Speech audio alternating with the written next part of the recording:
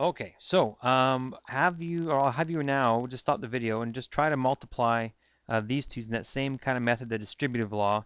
Multiply the 2x by everything in the second set of brackets, then multiply the 3 by everything in the second set of brackets, and add it all together, see what you get, and I'll show you my solution in 3 seconds. Okay, so the first thing we're going to do, oddly enough, is multiply the first terms together. In other words, the 2x and the x. Those are the first terms. So 2x times x, that's 2x squared. Okay? The second thing I'm going to do is going to multiply the outside terms, the 2x times the negative 4. So 2x times negative 4. Just multiply the coefficients together, negative 8, and then of course times x. And then thirdly, I'm going to multiply the 3 and the x together. In other words, the two inside terms. And notice that I circled the sign as well as the number that you're multiplying because the sign applies to the number that comes after it. So that's going to be 3, positive 3, times x, which is going to be 3x.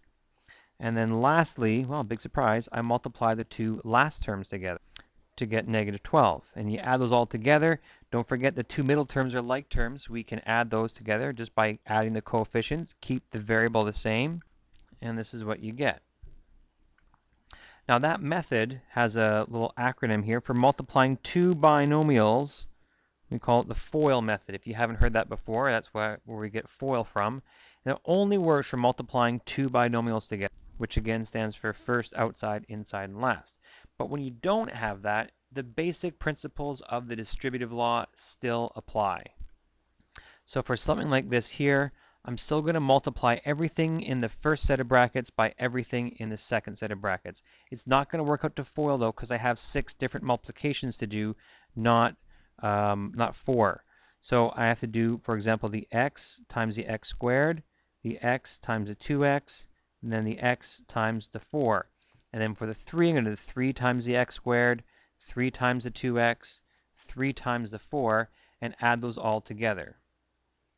Why don't you just try to do those 6 different multiplications and try to add up all those like terms? It'll be a good exercise for you. Here's the answer in 3 seconds.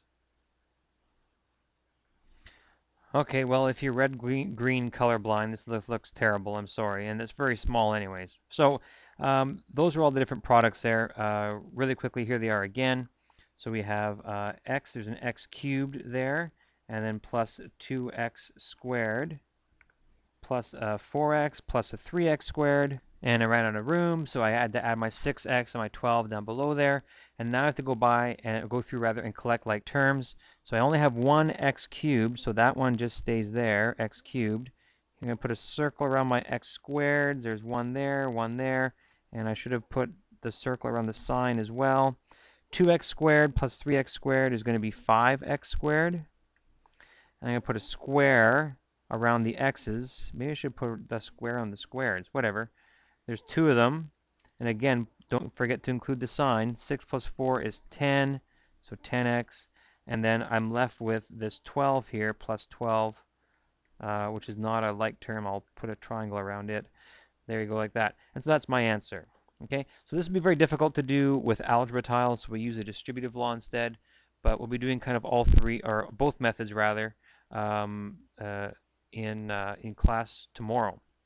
So I'll end the video by saying there is a journal question on Edmodo, just on something like what you see right here, and you can just sort of, you know what? No, never mind. I won't do that for you. We'll just do something in class tomorrow. We'll just stop there. But if you thought there was a journal question on Edmodo, you'll be happy to know that there isn't. I'm not really sure why you're still watching. There's nothing left in this video. I'm done. So we can stop it now. Some of you aren't really stopping because you think I'm going to say something else really important, but I'm totally not. You're just listening for no reason. You just have to know. Maybe there's something really important coming at the end. How come this video is longer than 4 minutes and 30 seconds? Maybe something really happens, really important in the last 5 seconds. You never really know. Are you still here listening, really? Okay, that's it. See you tomorrow.